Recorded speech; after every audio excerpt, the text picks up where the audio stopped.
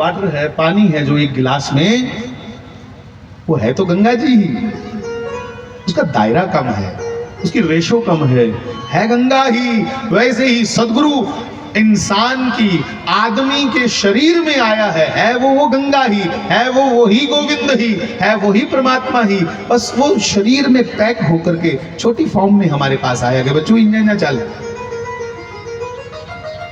मानो ईश्वर गंगा नदी है, सदगुरु उसी गंगा में से, उसी गंगा का पवित्र जल हमें समझाने के लिए हमारे जैसा शरीर धारण करके जब आता है तो वही।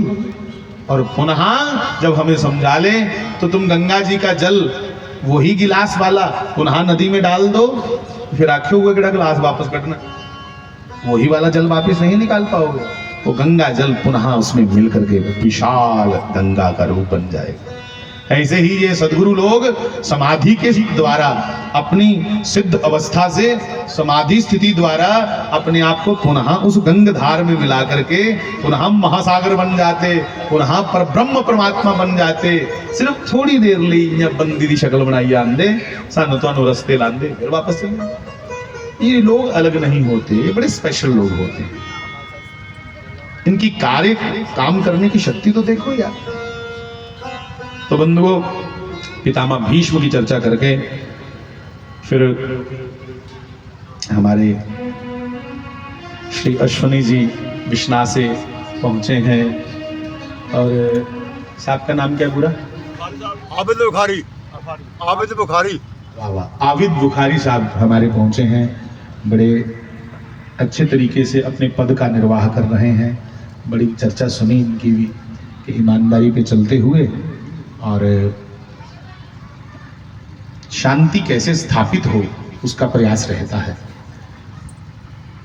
पीस का पहला, पुलिस का पहला पी मैंने पीस, तो उसका एक पूरा यत्न करते हैं और इस क्षेत्र को बड़ी इनकी सहायता है।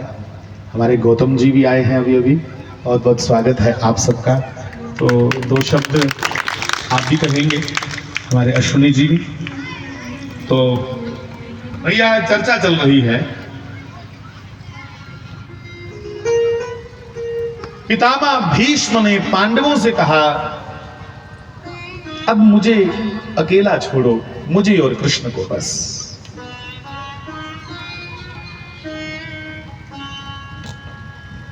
ध्यान करने सुनियो। भीष्म पितामह ब्रह्मचारी रहे पूरी उम्र। ब्रह्मचारी कौन?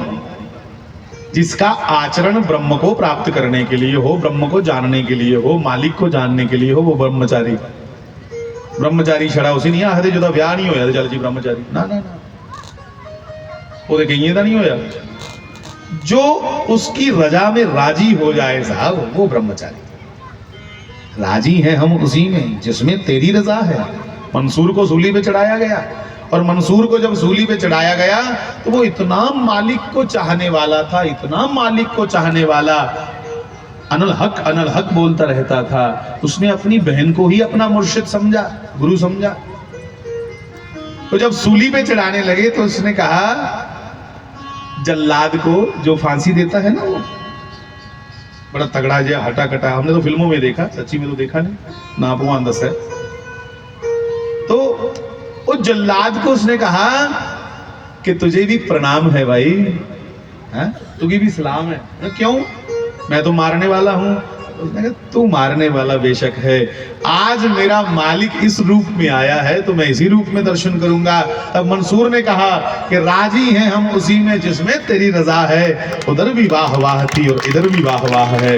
मतलब सूली पे चढ़ते हुए उसने कहा कि ये भी तेरी मर्जी है तो मेरे लिए ये भी परम सुख है।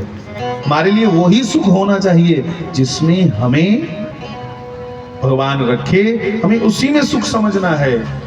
ओदी रजा विच राजी रोना आई आ, ये समझ ही लेना चाहिए हूं भगत बने ते जे ओदी रजा विच नहीं रोना, थोड़ा जिहा दुख आया ते बस लई पना छड़पन, कहां कहां जाओगे छोड़ करके। तो बंधुओं, पितामह भीष्म का अंतिम समय है। श्री कृष्ण और पितामह भीष्म अकेले हैं। पितामह भीष्म ने कृष्ण की आख्या, हे गोविंद मैं जानता हूं तू परमात्मा साक्षात धरती पे आया है, और सुन मेरी प्रार्थना, कहो हे गोविंद, देखो मौत सिरा पर है तो मजाक करा दे। हाँ? योगी लोग, तपस्वी लोग मौत से नहीं डरते साहब, क्योंकि उनकी शिक्षा दीक्षा अपने ढंग की है। हाँ? उनकी ट्रेनिंग बड़ी पक्की है भाई, इसलिए कहा, सुन दीजिए कि जा मरने से जग डरे मोरे मन आनंद, कि कब मरहूं कब पाऊंगी मैं पूर्ण परमानंद। कब मरहूं कब पाऊंगी मैं पूर्ण परमानंद, कब इस शरीर की दीवार को हटा करके अपना रूह, अपनी आत्मा परमात्मा में लीन हो जाए साहब। पर पेपर आने ऊपर ते ओकड़ी जागत के खुश होंदे ना जिन्हें किछ पढ़े दा होवे, ते जेडे मेरे अंगर नलायक होण ओदे सुखन करदे ने कदे मास्टर डिग्गी पवा ना आंदे आंदे स्कूटर उपरा ते पेपर कैंसिल हो। अब जो जिन्होंने तैयारी की है, नाम जप किया है, मेहनत की है, खूब बंदगी की है साहब, वो मौत से डरते नहीं। वो तो कहते हैं कब शरीर की दीवार हटे और बीच की आत्मा, ये रूह उस परमात्मा में मिलकर के परमात्मा हो जाए। इसलिए पितामह भीष्म बड़े प्रसन्न है, शुक्र है समय आया। तुझे प्यार करते करते